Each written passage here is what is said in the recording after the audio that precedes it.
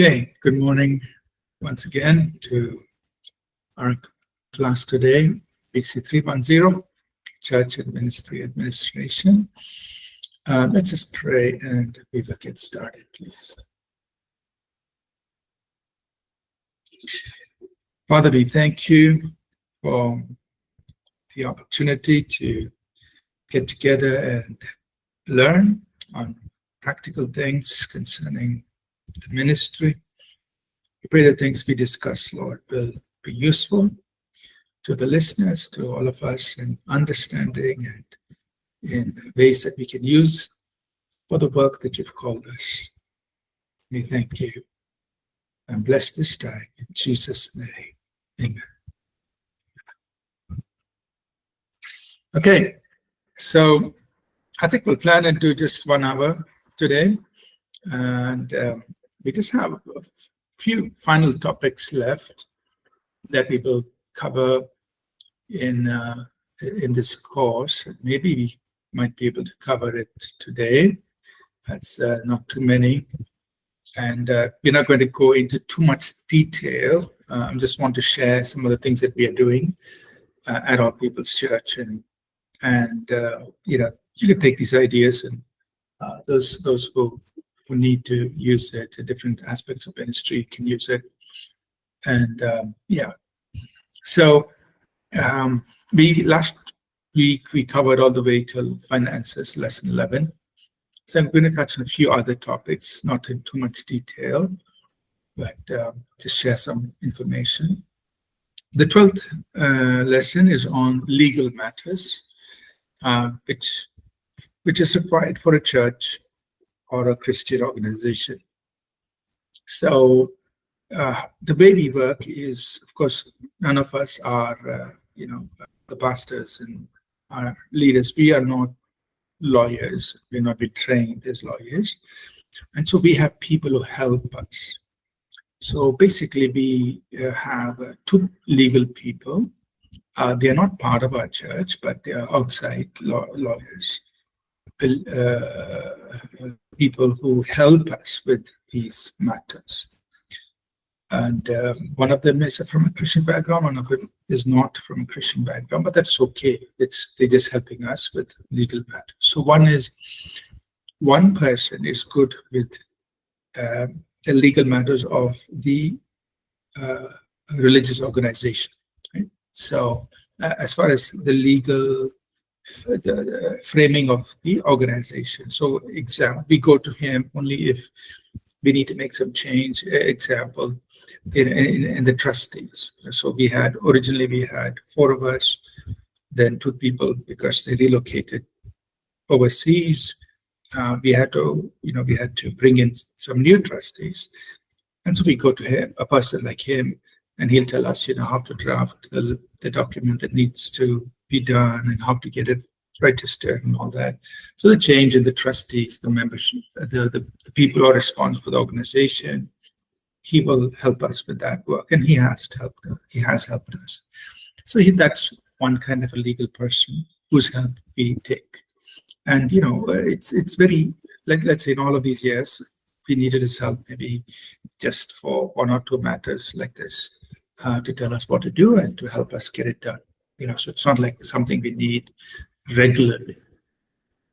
And then from a legal perspective also, we have received guidance, that we should record the meetings, the trustees meetings, what happens. We have to record it, and we have to keep it there in case, legally they want to come and check. So the way we've been instructed to do it is there has to be a notebook. The details have to be recorded in a certain format, and so we follow it. And of course, a lot of our meetings happen online or through emails and all that, but that record goes in there, and it's kept there. And so far, nobody from government has ever come and checked any of that, but we just keep it there. It's something we have to follow. And of course, there is the filing of our income and contributions. Sometimes the government can ask, where is your money coming from, and so on. So then we have to respond. We have to give all the details. The other legal person that we have helps us with our property matters. So for some time now, we were looking for land, and then so before you buy land, all the documents have to be checked, right? So we cannot check it ourselves, so we take the help of people who know those kinds of things, the lawyers who deal with property matters. We give them all the documents. They go through everything, and they give us a legal opinion. Yeah, you can buy it, or these are the problems with it. So we have engaged external people to do that work for us. They're not believers. They're just people who are good in their work in terms of property. And they give us an opinion, and based on that opinion, we can decide to buy or not to buy. So we've gone through that process, and there is one person whom we work with regularly. He's a legal person who has helped us, through the whole journey. So in checking the documents, in helping us, prepare the documents to buy the land, registering the land, and the work is going on.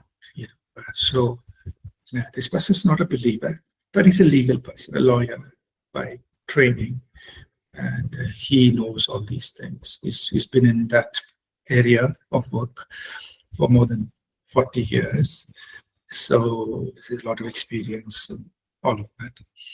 So we take their help, and the whole motivation is, we want to be careful, and we want to do what's right for the church, right? So because when you're buying property, there's so much money involved. We can't be reckless with it. We have to be very careful, and therefore we get the legal opinions of people who know how to do this. They do it and give it to us. So to that extent, we engage these people. They don't interfere in the functioning of the church and all that. It's more on, the checking of all the documents and helping us follow the right process, so on. The third area where we've needed legal help is when there is persecution. So we haven't faced necessarily persecution like for our church here in Bangalore city, but in some of our churches outside in North India, there have been times when the church has been attacked, people have come and caused problems. So then we need to get the help of lawyers in that part of the country, to help us respond to that. And so, of course, what we do is we work with the help of some organizations like ADF India or persecutionrelief.org. They have a network of lawyers across the country. And then we ask them, could you tell us the lawyers in this place? Because we've had problems over there. How do we respond? So they will give us the names and some contacts of lawyers. Then we contact them, and they help us, draft a letter, to file a complaint to the police station, and so on. And so it has happened. Maybe I would think at least on 2 occasions where we've had to do something like that to protect the congregation, to protect the church. And so, we have to go file a petition with the police and ask for police deployment to protect the gathering and respond to the problems that were being created. So that's another area where we've had to take the help of lawyers, legal matters. So what I would suggest is that, for any organization or church, you have some known people, lawyers available, and you go to them only when you need their help for specific matters. And it is good in certain matters if they are believers, so they understand what we are doing. In some cases, it doesn't matter. Example, in the property case, it's okay. They know it's their job is just to check the documents of the property and tell us if it's okay or it's not okay. So to that extent, we engage with them and they help us. Our motivation is, we want to do what's good and right for the organization. So that's on the legal side. It's pretty simple. The next thing that I just want to talk about is in an organization, whenever we are doing ministry work, when we are doing various ministries, it's good to have good planning, execution, and coordination. It's almost like you think about each of these ministry areas, or the work that you're doing as projects, where you want to apply good project management so that the work that's done is done well. Right? So basically, we go through a planning stage as we work on these various ministry areas, and we work on the execution. That means make sure it's done well and coordinated well. So I just want to talk a little bit about that, and then please feel free to ask questions anytime as we go through this. Now, when you look at this from a biblical perspective, of course, there are two sides to it. On one side, as Jesus taught us in Matthew 6, he said, do not worry about anything. You seek first the kingdom of God and everything will be taken care of. James chapter 4 says, why are you worrying about what you will do tomorrow? Don't you know that life is like a vapor? So don't be so proud that you can plan everything. And I'm just paraphrasing it, that you can plan everything and you're in control. That's one side. But on the other side, Proverbs 6 and the book of Proverbs teaches us, in Proverbs 6, he says, go look at the ant. The ant, it prepares in summer its food for the winter. So that the ant, that little insect, the ant, it is working with some sense of foresight. It's preparing in summer for winter. And then the Bible teaches us about the prudent man. The prudent man acts with knowledge. He understands his ways. He considers well his steps. He receives correction. And he continually increases in knowledge. And he's foreseeing evil. He's looking ahead. And he's acting preemptively. So there are two sides. So on the one side is, okay, we're not going to be worried about things. But on the other side, we should work intelligently. We should be prudent, having foresight, being thoughtful, receiving information, working on information, and working very intelligently on the things we do. Right? So this is where the planning, execution, coordination come in. So in every ministry area that we do, and in the conferences that we run, or the mission trips we go, the special projects we do, or special events that we hold, this process happens. We plan, we execute and coordinate in order to do it well. Okay? So it's useful to understand some things about how this happens. And I'm not saying that you have to be very rigorous on this, but do it well. Okay? Of course, in organizations, things will be done in a very rigorous manner, very, very strict way. In the church, there is flexibility, but at least there is the process of things happening well. So basically, what you do is there are 5 stages when you look at it. You initiate. Some things you do when you're initiating a work. You plan for it. You execute it. Then while you're executing, you monitor, you measure and control. And then in closing, you review, you assess, and you take some lessons from it. And so every ministry area or every event we have or every conference we hold, we kind of go through these 5 stages in how we do it. So let's take, for example, next year, a Christian Leaders Conference is happening. We've been doing it every year in January, except for, of course, during COVID. But generally, every January, we have a Christian Leaders Conference. where people can come and we talk about topics that would be of interest to Christian leaders. So what do we do? So in the month of June, so this year in June, we started planning for Christian Leaders Conference in January.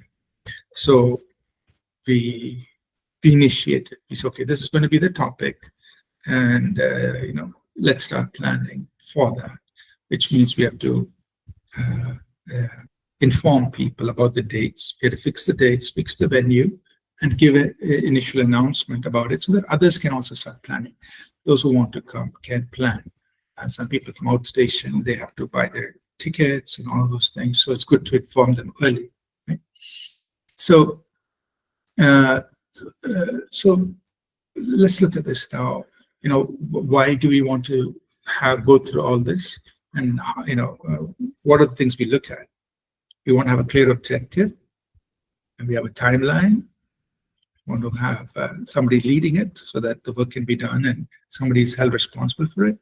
We need to have a good team to get the work done. And while the work is happening, there's review, feedback, and improvements. And then if there are problems, we fix them. And we want to finish well. That means we want to have a good conference that will serve people well. So when we initiate it, we set the objectives. That is, okay, in this case, we are going to have a leaders conference. We want to invite pastors, those who are leaders or leading ministries, and we have given a topic. So we want to serve them by equipping them in this particular topic. When is it going to happen? It's going to happen in January, these 3 dates. This is the amount we can spend, and these are the people we are inviting. Right? So we have a plan when it's all done when we're initiating this. And then there's a person who's responsible for it. So for this, there are mission coordinators who are responsible. And there's also a person, a head of events, who's responsible for all the logistics. So they are responsible, and they will put the resources together. They will handle any problems that happen. They will make decisions. If there's any, whatever, working with vendors, people, they will resolve it. And they, of course, these are people that we trust, and others trust them, and they have their own leadership style. So we have people doing it, and they will bring in the team. There are a lot of other people who are working towards the same thing. The media team will prepare the graphics, the videos, the team that's there to do promotions will make sure that people around the country are informed about it, and they have a timeline on which they will work and do the promotions over the next 6 months for that conference. So the project's been initiated, and once it's initiated, everybody does their planning. So the logistics person will plan out, I need to get all these done. The people responsible for those 3 days, they will plan out the schedule. Okay, this is the timetable for the schedule. The people who are doing the media work, they will plan it out. So we have to have all these things done by a certain time. And those who are doing promotions says, okay, we're going to run these promotions at the beginning, again, 3 months before, and again, 1 month before. So they'll have their plan. So everybody puts out their plan, saying this is how we're going to do it. These are the tasks that are going to be done. This is who's going to be doing the resource allocation. This is how much it's going to cost us. And if there are problems, how do we resolve it? So the planning happens by somebody's overall in charge, but also by all the individual teams that are involved in this. And then the work begins, stage 3, executing. Right? Everybody starts doing their work, and we review what's happening. Maybe not weekly, but as and when we need. We review the work, make sure everybody is motivated to keep these things done. And if there are any problems, we discuss and resolve those problems. For example, if the cost is too much, we cut down, our expenses. What do we need? What do we don't need? Is the venue suitable enough? When people are coming from outstation, where will they stay?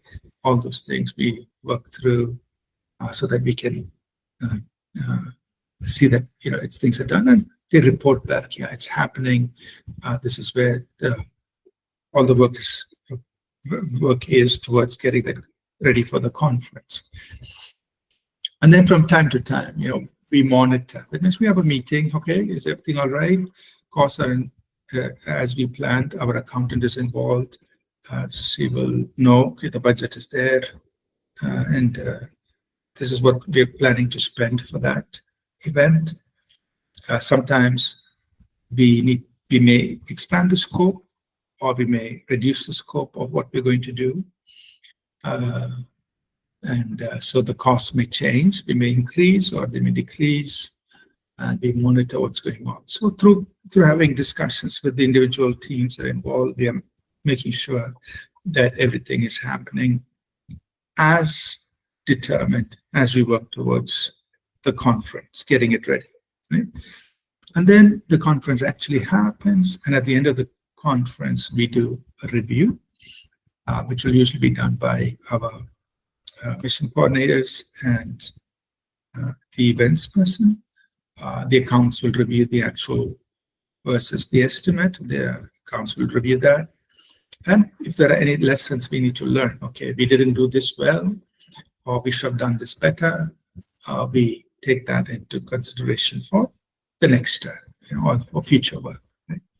So that's how we go through these 5 stages. Okay.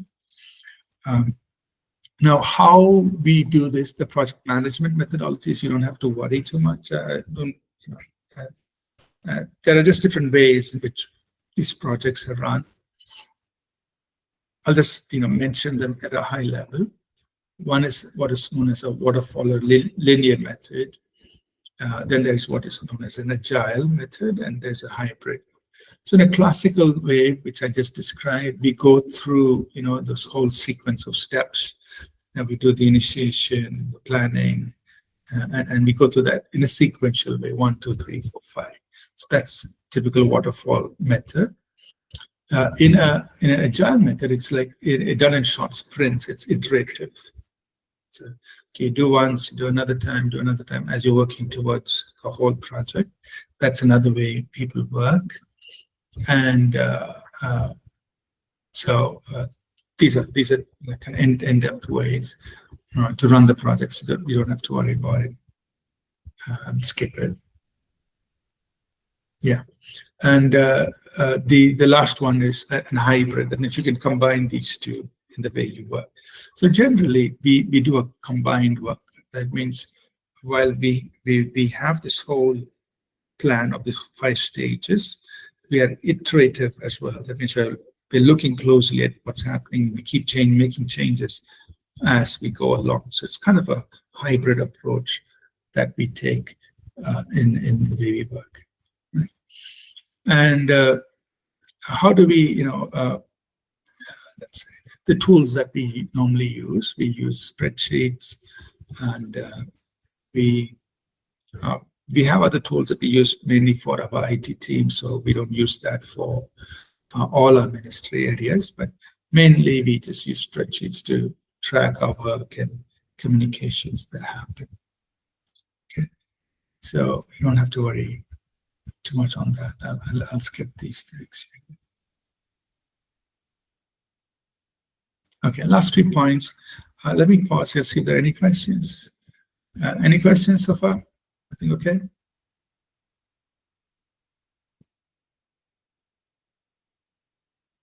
All right.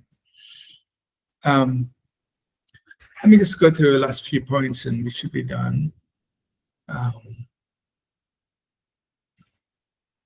So the other area is making use of technology. And we have a full course on this next semester when we talk about media and technology. And so I will get into a lot of the detail on how we do our media work and how all the different tools and technologies, that software platforms that we use. So we'll go into a lot of detail on that next semester in a separate course. But just to give us some understanding here, a lot of all our staff at church, we use different tools to do our work. So all of us, we interact using Office software. So Word, documents, spreadsheets, Excel spreadsheets, email, all of that, the regular Office work. So most of our work is digital. We try to avoid paper.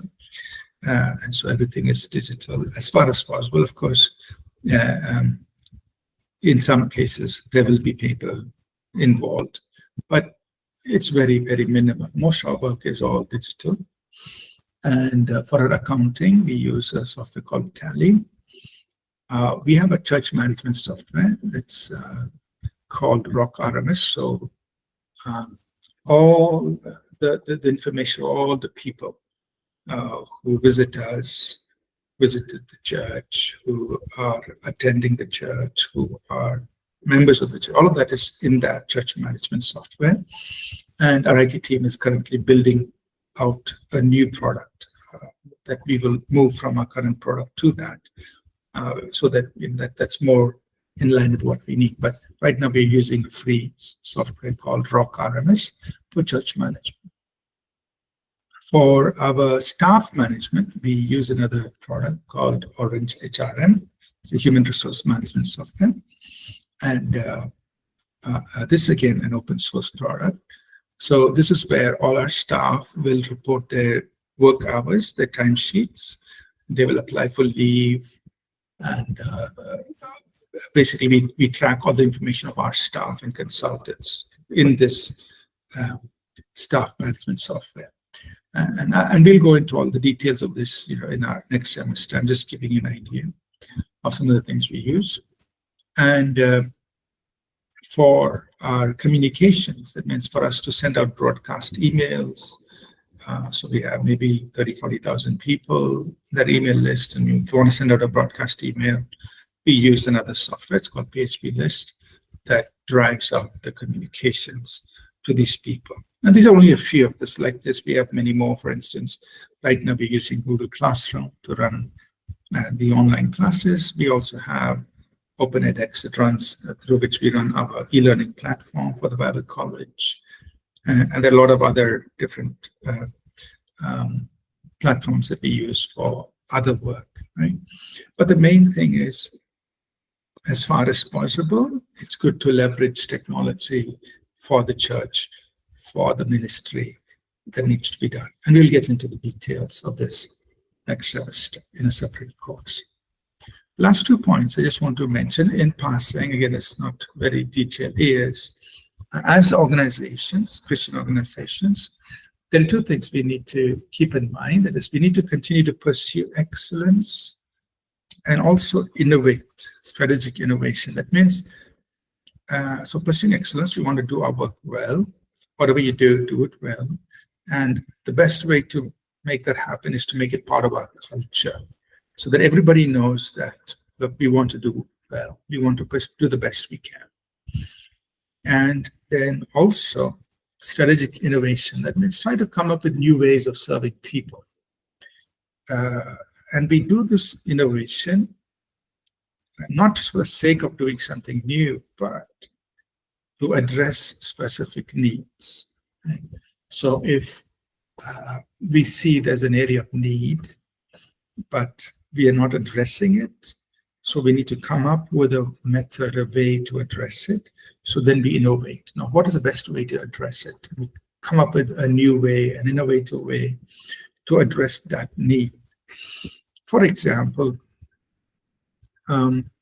we thought about our young people, especially, that today, not just young people, but almost all age groups, they consume content digitally. And so we said, what if we, and another area of need we felt was a lot of the current church, we don't know some of the classics that were written, Christian classics that were written, a couple of 100 years ago. We don't know those works. So one of the things we said is, how do we educate the church today, the contemporary church, about the wonderful work that was done in Christian classics, Christian literature, 50, 100, 200 years ago, and so on. So that's when we came up with the idea of what could we create short films based on those books, but in a contemporary manner, to educate and to create awareness. Another thing, the same area was, how do we address contemporary issues and bring Bible truth to bear on those issues? And so we said, okay, let's try to do short films. So we tried that. We are trying it. We try to create short films, like 5-minute films, where we address these issues, or we try to capture something from the Christian classics and put it in a contemporary way. So that's an example where we are addressing a need, and we're trying to innovate. We're trying to do something we haven't done to address that need. So as a church, as a ministry, pursue excellence and also try to innovate in a very strategic way. The last point that I just want to mention is lesson 16 here, which is to establish continuity to pass the baton. Right? So the goal of every local church and Christian ministry should be that we want this work to continue beyond us, right? Beyond the founding pastors, beyond the founding ministers, and we want that work to continue over on to the generations. But that is not going to happen by accident. We have to engage in leadership development, that is, keep developing leaders of succeeding generations, and then have a plan, a succession plan. And so, almost 10 years ago, of course, from the beginning, I would be thinking about this, but almost 10 years ago, in one of our meetings with our pastors, the ministry leaders, we started discussing this and talking about it, and saying, okay, so our approach has been, let's develop as many leaders as we possibly can. Now, we cannot tell all the leaders to stay in Bangalore, especially given the nature of our local church. People move, upwardly mobile. That means they move. Usually they're here for a couple of years and then they relocate overseas. And that's a trend, just because of the nature of where we are. So we cannot force them. In fact, so many leaders who have been raised in church today are all over the world. They are serving in so many different places in different parts of the world. They're not here in Bangalore. So what do? We continuously keep on raising leaders. And those who make the choice to stay, we work with them and say, okay, would you like to take over the leadership at the right time, right? So that's our approach, where we are constantly developing leaders. So we have youth leaders. These people will be in their 20s. And so I meet with them, this select group of selected over 25 youth leaders. I meet with them regularly, and they're all involved actively in the ministry. And we spend time, just talking to them, sharing with them different things. The goal is, out of these youth leaders, some of them will emerge to be ministry leaders in the church, and if they stay, they can take on the leadership. But we know that most of them would go overseas, or they would go away to other parts of the world. So it's okay. They have to follow God for their life. But our goal is keep on developing leaders. So many leaders have come, and then those who have chosen to stay, we give them leadership positions in the church. And so if I, as a founding pastor, of course, I'm going to serve as long as I can, as long as I'm physically able, mentally able to serve. But a time will come when I will have to step aside. But at that time, there will definitely be in place 2 or 3 levels of leadership, right? And the right person will step in, take over, and continue. So even today, we have multiple levels of leadership. We have our pastoral team. We have our ministry leaders, and then we have our youth leaders. So at least 3 levels of leadership. And of course, the youth leaders are very young. They're still in their 20s, maybe some in their early 30s. But there is the pastoral team where out of that group, somebody can step up and take on the leadership when the time comes. And so this thing keeps on happening. We keep on developing leaders, keep on investing in their lives, but we don't force anybody to stay. If people choose to stay and serve in India and serve in Bangalore, they could definitely become part of the ministry leaders or the pastoral team at the right time. And whomever God chooses, they'll be ready to continue on the work of the ministry. Okay, so that's it. That brings us to the end of this course. Now, what's going to happen is I will post a little assignment. Basically, it's an exam, but it's an open book exam, open notes exam. It's just going to be a review of everything we talked about, right? So just quick, easy checkbox type of questions. Just to review all that we've gone through in this course. And it'll be up next week or the week after. I'll notify you by email. It's going to take you not more than 1 or 2 hours to do it. And it'll give each one a grade for this course, right? But it's mainly look at it as a review of the whole course. You don't have to memorize anything or learn anything by heart. It's more a review of the course and a way to give a grade to every student. Okay. Any questions, please, on what we spoke of today? Any questions you want to ask of anything in the ministry?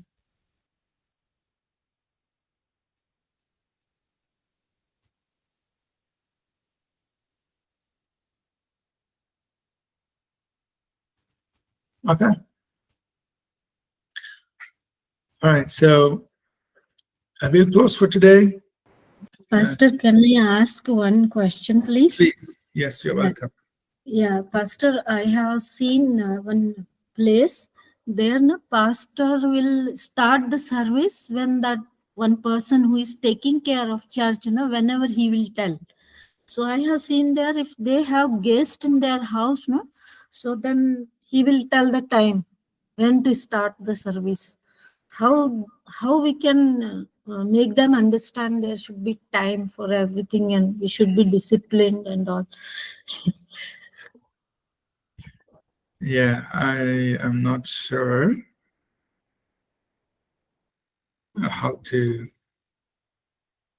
I guess one thing that can be done is if the people in the congregation, they all go together and speak to this person, saying, can we fix a time for our meetings?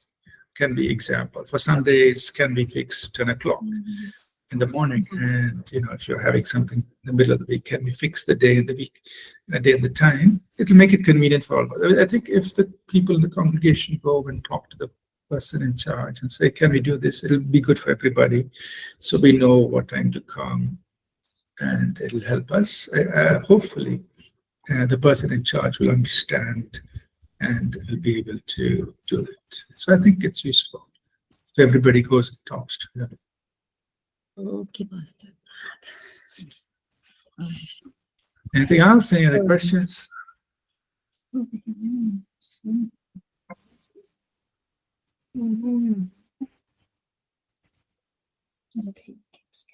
Okay. Yeah, thank you everyone for joining through this course. I hope it gave you some insight on, what's involved in running a church or a ministry, and I hope it'll be useful. You can share it with other people and make use of it. Okay, so look out for an email, maybe next week or the week after, on the final assessment, and please complete that because your grade will be given based on that assessment. Okay, thank you all for today.